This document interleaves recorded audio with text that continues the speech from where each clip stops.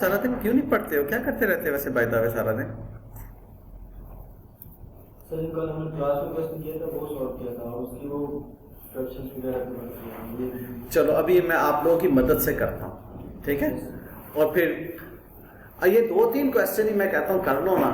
ये इतने representative question है कि 50-60 क्वेश्चन से जान छूट जाती है। प्लीज अप्रोच मेरी समझ जाओ ताकि आप लोगों के लिए आसानियां पैदा हो। प्रैक्टिस भी कर रहे हैं, सब कुछ कर रहे हैं, लेकिन प्लीज इन चीजों को पकड़ लो।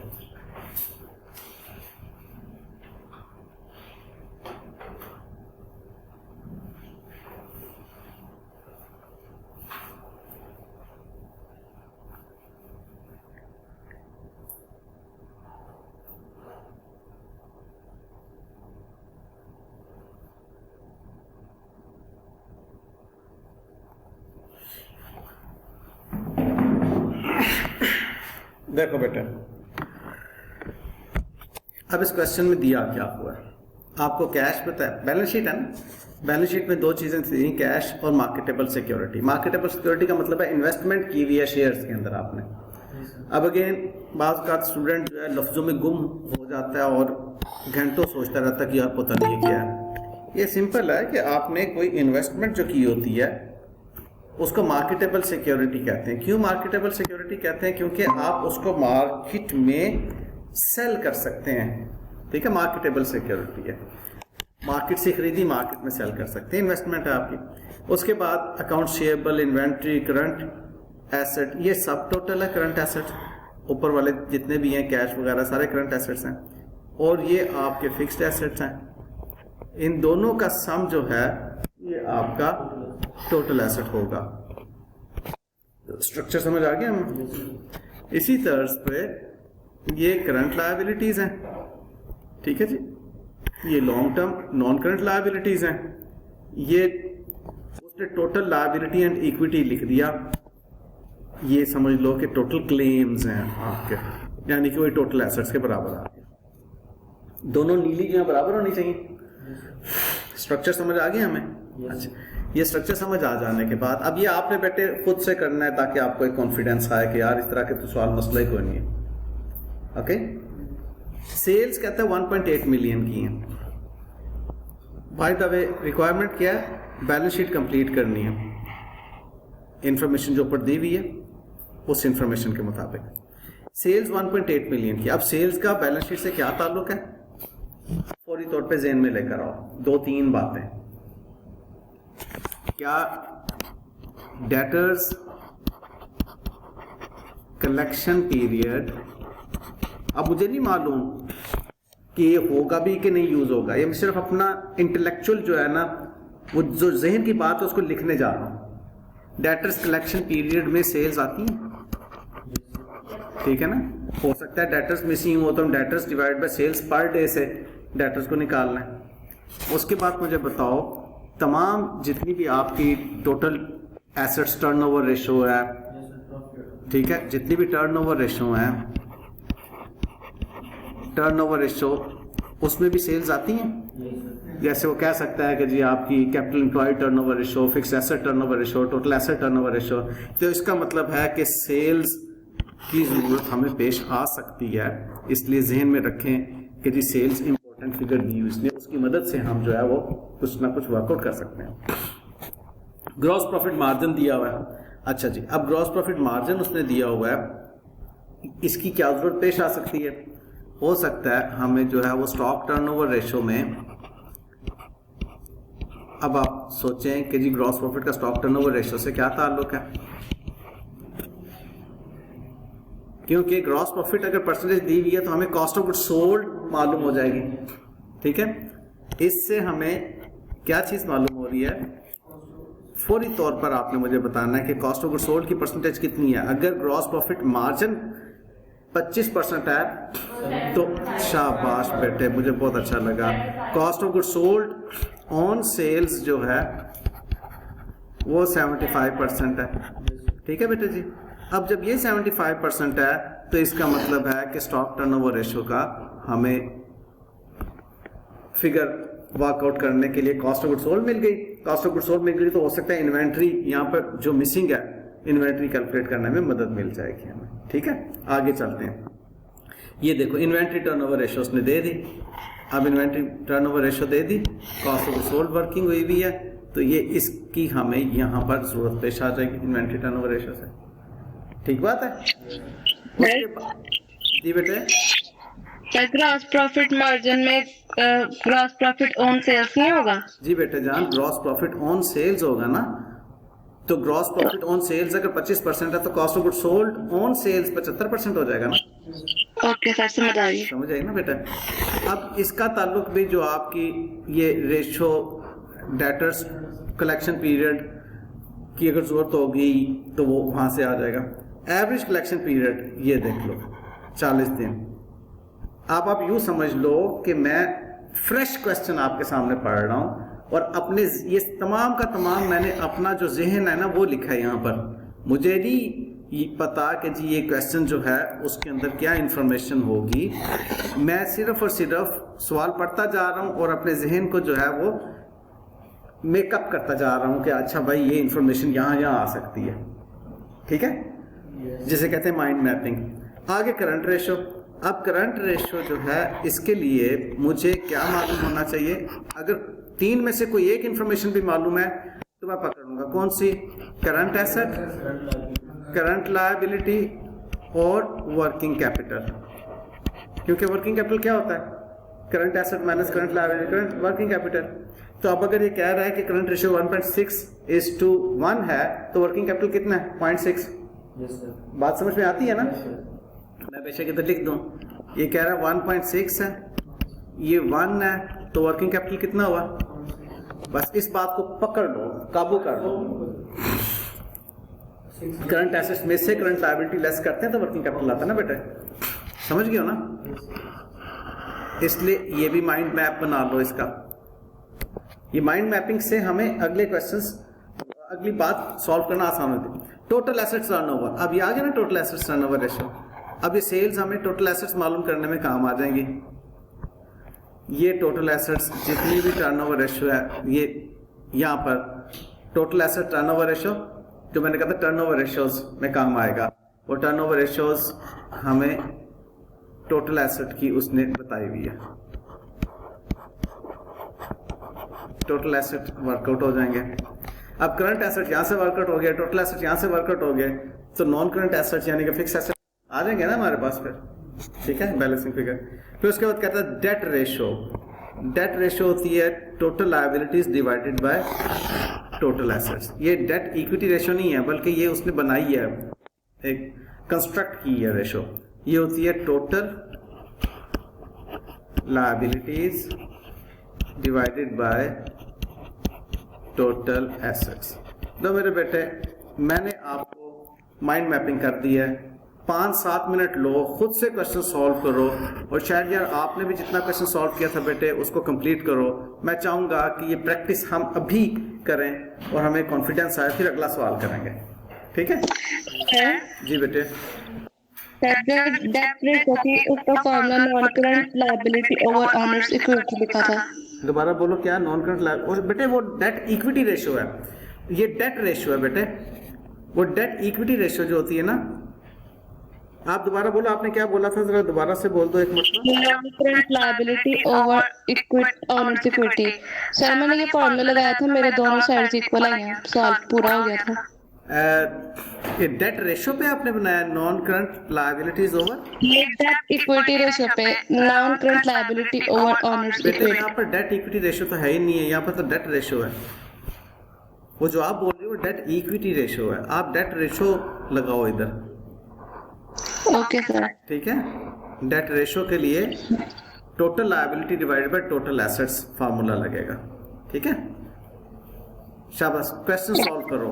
एंड आई अप्रिशिएट शायद यार, और ये हमारी सरोज, क्या नाम मेरी बेटी का?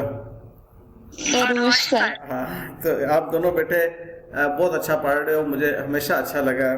आप लोग जिम्मेदारी से पढ़ते हो। ठीक है, इसको कंप्लीट करो। और ये मेरे जो फिजिकली बैठे हुए बच्चे हैं, अल्लाह ताला इनको हिदायत दे। देखो ऑनलाइन बैठ के जो है वो इतना अच्छा पढ़ रहे हैं। तुम लोग मेरी शक्ल देख के पता नहीं सारी चीजें भूल जाते हो। अब ये क्वेश्चन सॉल्व करो शाबाश। तो मैंने यहाँ पर बताया टर्नओवर रेशियो टोटल एसेट्स, उसने यहाँ पर क्या बताया हुआ है, टोटल एसेट 1.2। फॉर्मूला है total assets turnover ratio is equal to sales divided by total assets. अब देखो जरा आंसर, टोटल एसेट्स। अब ये रेशो दी हुई है कितनी है, 1.2 रेशो है। सेल्स दी हुई है हमें 1.8 मिलियन, ठीक है, और टोटल एसेट्स नहीं दिए हुए। अब फोर्थ क्लास का फार्मूला लगाओ इसके ऊपर। क्या फार्मूला है, total assets 1.8 million divided by 1.2, तो आपके टोटल एसेट्स क्या आ जाते हैं, 1.5 मिलियन आ जाते हैं। ठीक बात, कुछ भी मुश्किल नहीं है। ठीक बात। अब आप बताओ, आपने अकाउंट्स टेबल कितने वर्कआउट किए,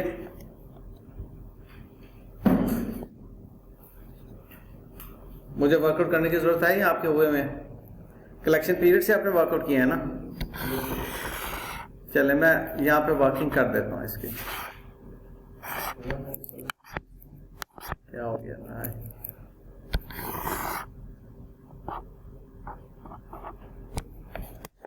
आपकी डेटर्स कलेक्शन पीरियड दी हुई थी उसने, debtors collection period equals to debtors divided by sales per day, sales divided by 365। उसने डेज दिए हैं कि 360 दिए हैं, इसका ख्याल रखना होता है, इसको 365 करना है। अब कलेक्शन पीरियड उसने हमें दी हुई है, एवरेज कलेक्शन पे 40 दिन दिए हुए हैं। अच्छा, एक और बात ये ध्यान में रखनी होती है, दिन दिए हो तो यहाँ पे दिन आना है, महीने दिए हो तो यहाँ पे 12 महीने आना है, वीक्स दिए हो पर वीक दिया हो तो इधर 52 आना है, 52, ये ख्याल रखना है। अब हमारे पास डेटर्स नहीं है, लेकिन सेल्स हमें उसने दी हुई है 1.8 मिलियन डिवाइडेड बाय 365 कर लो भाई निकालो, 40 मल्टीप्लाइड बाय, बताओ 1.8 डिवाइड बाय 365 क्या आता है जी बेटे, 431.51 इक्वल्स टू डेटर्स आ जाएंगे आपके 197260। कितने आ जाते हैं, 197260। 197260, ये डेटर्स आ गए, काम बन गया। चलो, ये आपके पास डेटर्स वर्कआउट हो गए। अच्छा जी, अब नेक्स्ट उसमें इन्वेंट्री के लिए उसने क्या दिया हुआ है आपको, स्टॉक टर्नओवर रेशियो दी हुई है, इन्वेंट्री टर्नओवर रेशियो 6। अब वो कैसे कैलकुलेट करनी है, आप यहां पर low inventory turnover ratio equals to cost of goods sold divided by inventory. अब इन्वेंट्री टर्नओवर रेशियो उसने दी हुई है 6 टाइम्स, ठीक है। Cost of goods sold sales का 75% है, 18 इंटू 75%, ठीक है। और इन्वेंट्री नहीं दी हुई, अब इन्वेंट्री इक्वल्स टू 75% क्या आता है इसका, 1350 इंटू 6। बताएं जी इन्वेंट्री क्या बन गई हमारी, 22500। आई एम सॉरी, ये नीचे आएगा, नहीं एक मिनट, क्या कर रहे हो, डिवाइडेड बाय 6 होगा। ठीक है, ऐसे है ना, 6 इधर आएगा। आई एम सॉरी जी बेटे, क्या आता है? 225,000,000. 225,000,000। Thank you. ओके, अब आपके पास देखो क्या चाहिए, अब इसे फिल कर रहे हैं। ट्रेड रिसीवेबल्स आ गए आपके पास, कितने?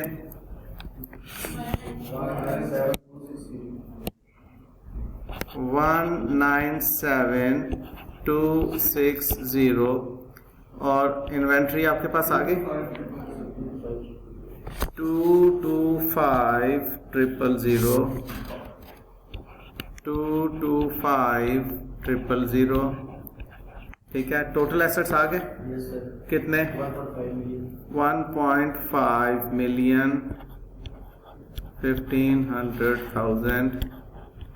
ठीक है, अब यही टोटल एसेट्स इधर आएगा, इधर आएगा ना बेटे? ठीक है, अब मुझे बताइए आपके पास टोटल करंट एसेट्स कितना बनता है जी? ये चारों का टोटल कीजिए, 3 to 7 480,000. 480,000. 480,000। यस सर, 1 नहीं आता बस स्टार्ट में. जी बेटा, 480.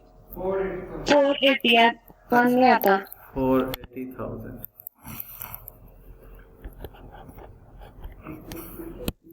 $480,000 ये मेरे पास आ गए।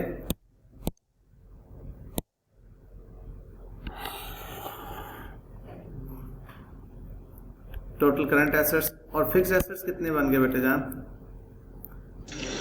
1020,000,000. ये फिगर आ गई मेरी बैलेंस शीट में। अब यहाँ पर आप पास करंट लायबिलिटीज लेनी है, उसके लिए आप क्या कैलकुलेट करेंगे? Current ratio. ठीक है, करंट रेशो उसने दी हुई है, current assets is equal to 1.6 and current liability equals to 1। ठीक है, अब करंट लायबिलिटी को मालूम करने के लिए करंट एसेट हमारे पास कितने आ गए जी? 480 आपके पास आ गया। 480 डिवाइडेड बाय 1.6 कर लें तो हमारे पास करंट लायबिलिटी आ जाएगी। ऐसे ही होगा? Yes sir. तो कितना आता है जी करंट लायबिलिटी? Equals to 300,000। ये बात भी हमारी वर्कआउट हो गई। सारा कुछ कितना इज्जत के साथ सॉल्व हो रहा है। 300,000 हमारी है करंट लायबिलिटी। अब 300,000 में से 140 लेस करें तो बाकी नोट्स पेबल कितने बन जाते हैं? 160। बैलेंसिंग फिगर है ना ये? ठीक है, जैसे ये फिक्स एसेट की बैलेंसिंग फिगर हमने वर्कआउट की उस तरह ये बन रहा है। अब हमारे पास लॉन्ग टर्म डेट हमने देखने कितने हैं, इन दोनों को आप जरा नेट कीजिए। आपके पास 150 जो है वो टोटल है, शेयर होल्डर्स इक्विटी आपकी जो है 60 है। तो यहाँ पर अब का टोटल आपका जो है वो 150 होना, 1.5 मिलियन होना चाहिए ना। इन तीनों का टोटल 1.5 मिलियन बनता है। इसमें से 9 लेस करें तो कितना आता है? 600,000। ये आपकी बैलेंसिंग फिगर आ गई। अब वो कह रहा है कि जी आपने डेट रेशो कैलकुलेट करनी है। वो अब डेट रेशो देखो कहता है 60% होना चाहिए, date divided by total assets. Total liabilities कितनी है आपकी? देखिएगा, टोटल लायबिलिटीज आपकी हैं 9। ठीक है, और टोटल एसेट्स कितने हैं आपके? 1.5। अब यहाँ पर देखो जी डेट रेशो क्या वाकई वो निकलती है आपकी डेट रेशो, ये किस्म की उसने चेक दिया आपको, इक्वल्स टू 60%। अब देखो आपको total liabilities divided by total assets.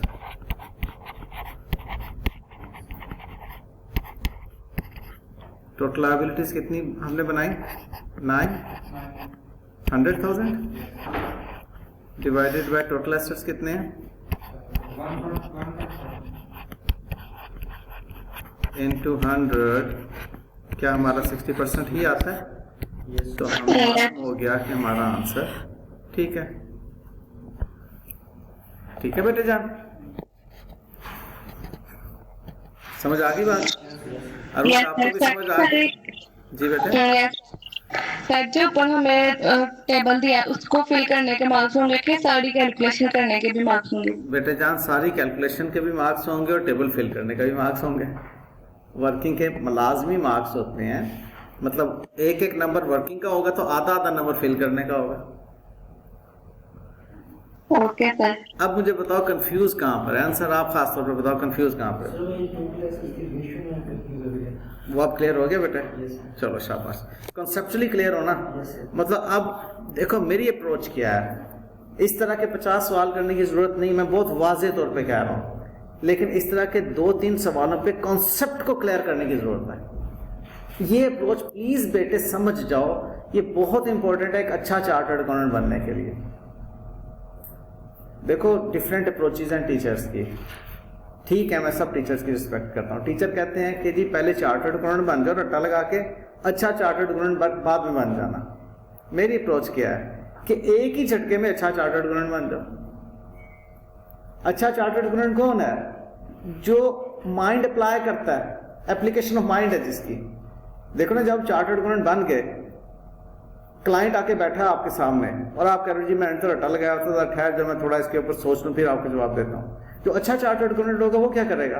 Client जैसे ही आके बैठेगा उसको पढ़ के बता देगा जनाब ये मसला है आपका। तो प्लीज बेटे पहले झटके में अच्छा चार्टर्ड अकाउंटेंट बन जाओ। उसके लिए सिर्फ रट्टे को साइड पे करके कॉन्सेप्ट्स बिल्डिंग करना पड़ेगी, अपने कॉन्सेप्ट्स बनाना पड़ेगा। मुश्किल नहीं है ये, बल्कि ज्यादा आसान है। अच्छा चार्टर्ड अकाउंटेंट पहले झटके में बनना ज्यादा आसान है।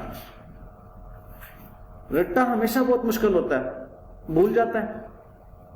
ठीक है, प्लीज समझने की कोशिश करें। आए अब इस नेक्स्ट क्वेश्चन को सॉल्व करते हैं।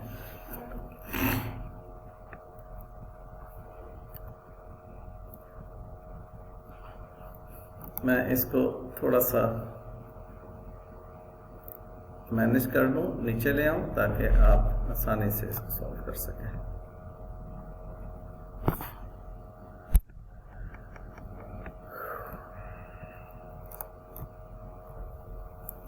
Current ratio, acid test ratio, absolute liquid ratio, capital gearing ratio. अब इन सब रेशो के फॉर्मूला तो पहले हमें मालूम होने चाहिए ना। मैं डायरेक्टली वर्किंग करता हूँ और फॉर्मूला साथ साथ लिखता चला जा रहा हूँ।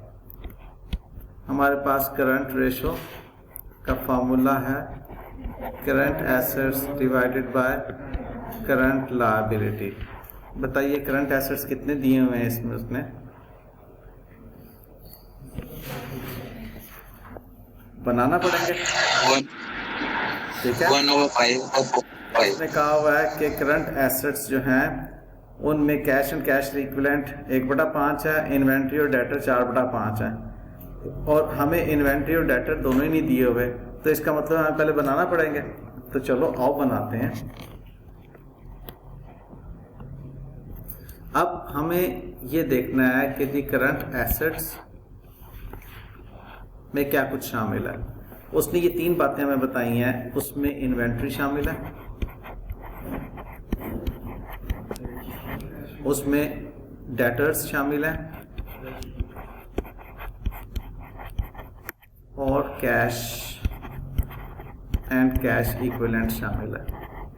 ठीक है, आइए जी, हमें क्या डेटर्स का कलेक्शन पीरियड से कुछ मालूम हो सकता है? हमें कॉस्ट ऑफ गुड्स सोल्ड दी हुई है और ग्रॉस प्रॉफिट मार्जिन दिया हुआ है, सेल्स मिल सकती हैं। शाबाश, आओ जी अब पहले डेटर्स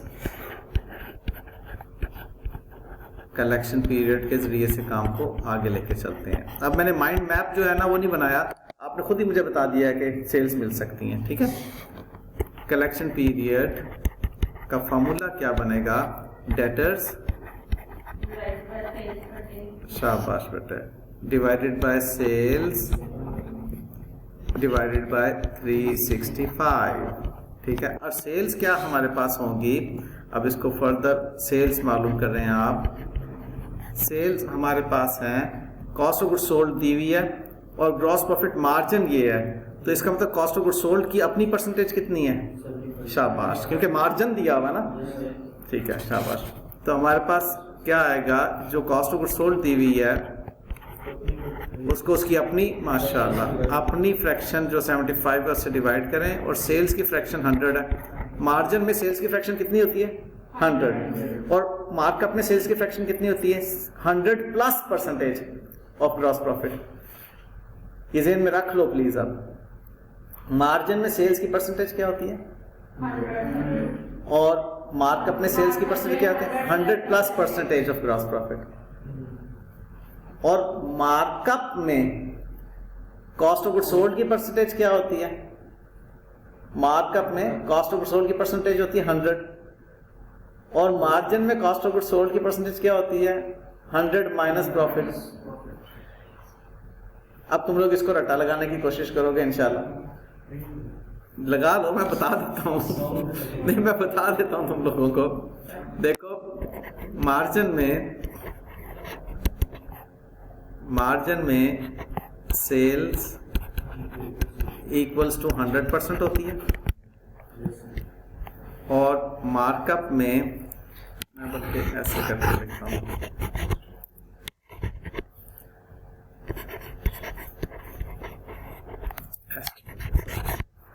सेल्स जो है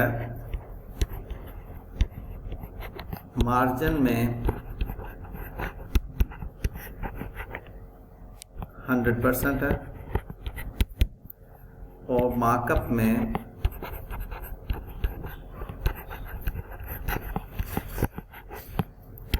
100% प्लस जीपी परसेंट, जो जीपी के परसेंटेज है वो ऐड कर दो,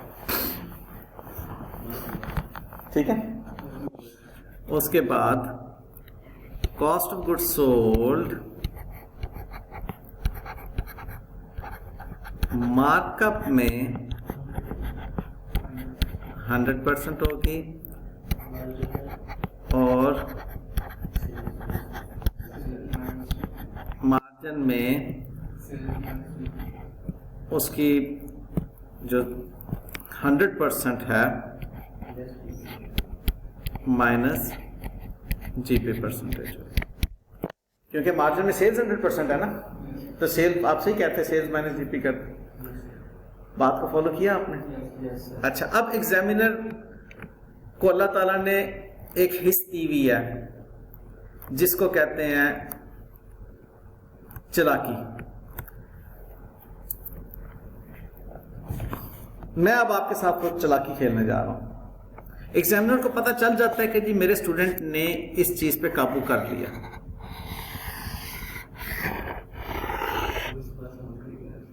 उसको पता चल जाता है कि इस चीज पे काबू। अब वो कोई ऐसी चीज ढूंढेगा जिससे स्टूडेंट के सारे तोते भैंसे उड़ जाएं। एक तो तोते उड़ना, भैंसे भी उड़ जाएं उसकी। वो क्या, वो कहेगा जनाब सेल्स की परसेंटेज मार्कअप के केस में जबकि उसको लॉस हुआ। अब आप सोचो कि ग्रॉस लॉस अगर होगा तो ग्रॉस लॉस की परसेंटेज को इसके अंदर क्या करेंगे। अब बड़ी कॉमन सेंस है, लॉस का मतलब क्या है कि सेल्स कॉस्ट से कम है। कितनी लॉजिकल बात है, सेल्स कॉस्ट से कम है, लॉस का मतलब यही है ना, और कॉस्ट जो है वो सेल से ज्यादा है। तो इधर आप आ जाओ, कॉस्ट ऑफ गुड्स सोल्ड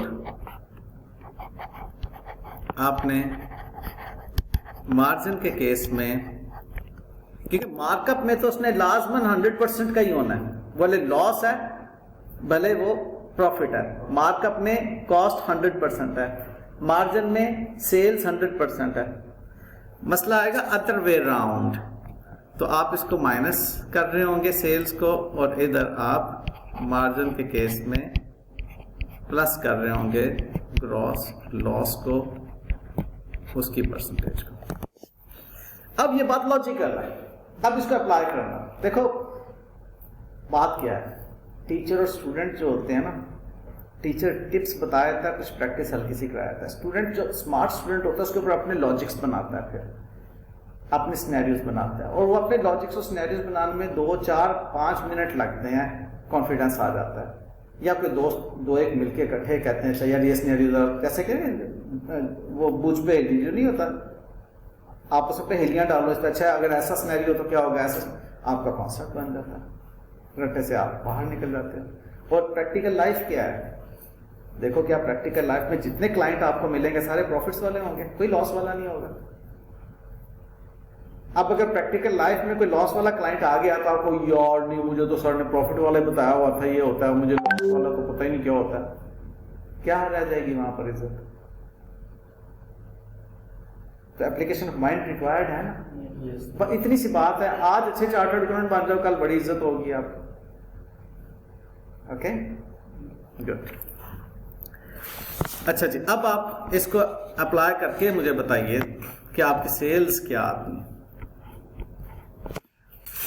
ये कॉस्ट ऑफ गुड सोल्ड थी ना, ये आपकी थी कॉस्ट ऑफ गुड सोल्ड।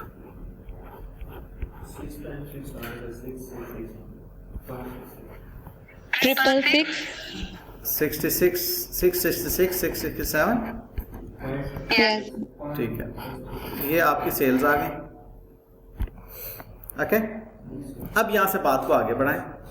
आपकी सेल्स डिवाइड बाय 365 डेटर्स आपने मालूम करने हैं।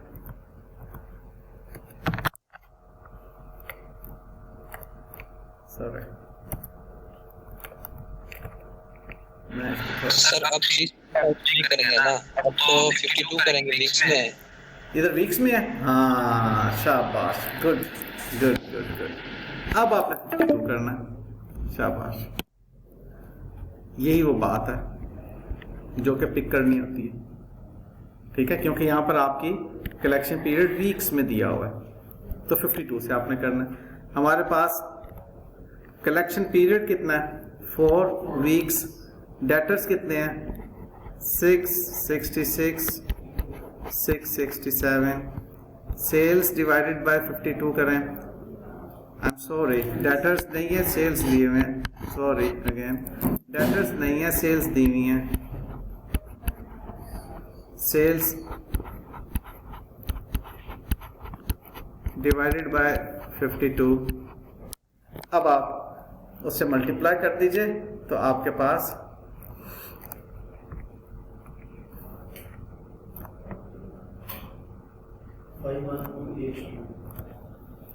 आपके पास डेटर्स कितने आ जाते हैं,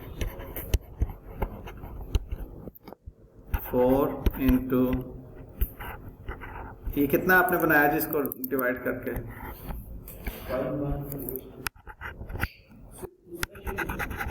सिर्फ इस ब्रैकेट का आप बताइए।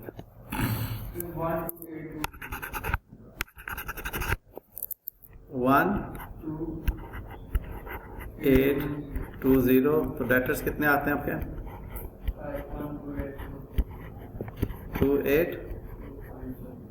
2 पॉइंट, चलो वो उसको राउंड ऑफ कर देते हैं, ठीक है फिर।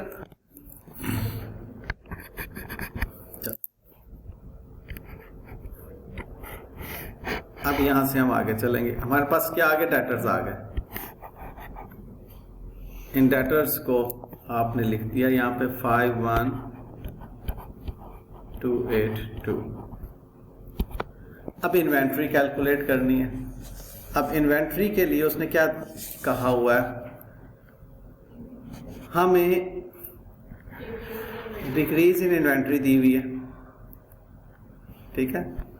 ओहो, एक गलती हम कर गए, ये नीचे पढ़ा नहीं था ना, सवाल पूरा पढ़े बगैर ही हमने काम करना शुरू कर दिया। एक गलती हम कर गए, क्रेडिट सेल्स उसने दी हुई है। जब क्रेडिट सेल्स दी हो तो हमें यहाँ पर क्रेडिट सेल्स लेनी है। बात को फॉलो किया, हाँ, टोटल सेल्स का 80% क्रेडिट सेल्स हैं। यहाँ पर आप 80% लीजिए, credit sales is equal to 80%। क्या आता बेटे? 533,333 डिवाइडेड बाय 52 क्या आता बेटा?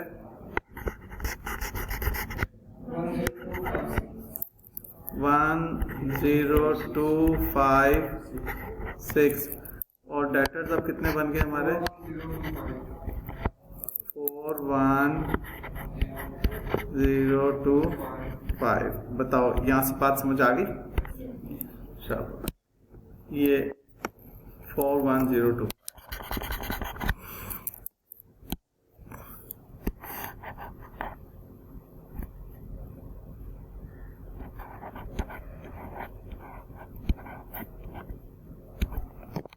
ओके, अब क्रेडिट परचेजेस, उसके लिए उसने बड़ा एक स्मार्ट गेम खेली है। अब मैं दूसरी वर्किंग की तरफ आ रहा हूँ, परचेजेस की वर्किंग की तरफ, जिससे कि क्रेडिटर्स निकालने हैं आपको। उसने कॉस्ट ऑफ गुड्स सोल्ड दी हुई है आपको। कॉस्ट ऑफ गुड्स सोल्ड कितनी दी हुई है? 500,000।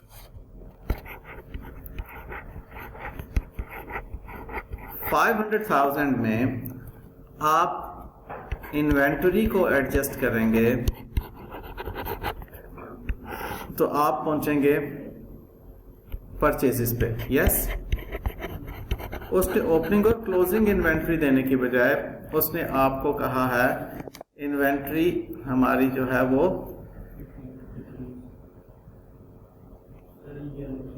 ये डिक्रीज इन इन्वेंटरी 20,000 रुपये से है। ठीक है जी। अब आप मुझे बताइए डिक्रीज इन इन्वेंटरी का मतलब क्या है? कि ओपनिंग इन्वेंटरी ज्यादा है कि क्लोजिंग इन्वेंटरी ज्यादा है? ओपनिंग ज्यादा, क्लोजिंग कम है। ओपनिंग परचेजेस में ऐड होती है कि लेस होती है? ऐड होती है। तो यहां पर क्या होगी? अगर मैं यहां पर इसको 20,000 को करूं, अच्छा आप ठुस हो गए, चलो मैं आपको ठुस नहीं होने देना चाहता, मैं आपको रिलैक्स करना चाहता हूँ। देखते हैं, आप बताएं परचेजेस में ओपनिंग इन्वेंटरी को ऐड करते हैं और क्लोजिंग इन्वेंटरी को लेस करते हैं तो हमारे पास क्या वर्कआउट होगा? Cost of goods sold workout होगी। इस तरह कर लेते हैं। कॉस्ट ऑफ गुड्स सोल्ड कितनी है? 500,000। मैं क्या करता हूं, अगर ओपनिंग इन्वेंटरी, अगर आपको इंक्रीज या डिक्रीज इन इन्वेंटरी दी हुई है तो डिक्रीज इन इन्वेंटरी का मतलब है कि ओपनिंग इन्वेंटरी को वो रकम करके क्लोजिंग को जीरो कर दो। डिक्रीज होगी ना? Yes sir. Decrease in inventory तो क्लोजिंग को जीरो कर दो, इंक्रीज इन इन्वेंटरी तो ओपनिंग को जीरो कर दो, वो रकम उधर लिख दो। अब आप देखो कि आपने रिवर्स कैलकुलेशन करनी है। वैसे ऊपर से जब नीचे आते हैं तो आप क्या करते हैं? इसको ऐड करते हैं, इसको माइनस करते हैं। जब रिवर्स करेंगे तो ये ऐड वाली माइनस हो जाएगी, तो 480,000। तो मैं पीछे क्या करने जा रहा था? इसको माइनस ही करने जा रहा था ना, लेकिन उस वक्त खुश हो गए थे।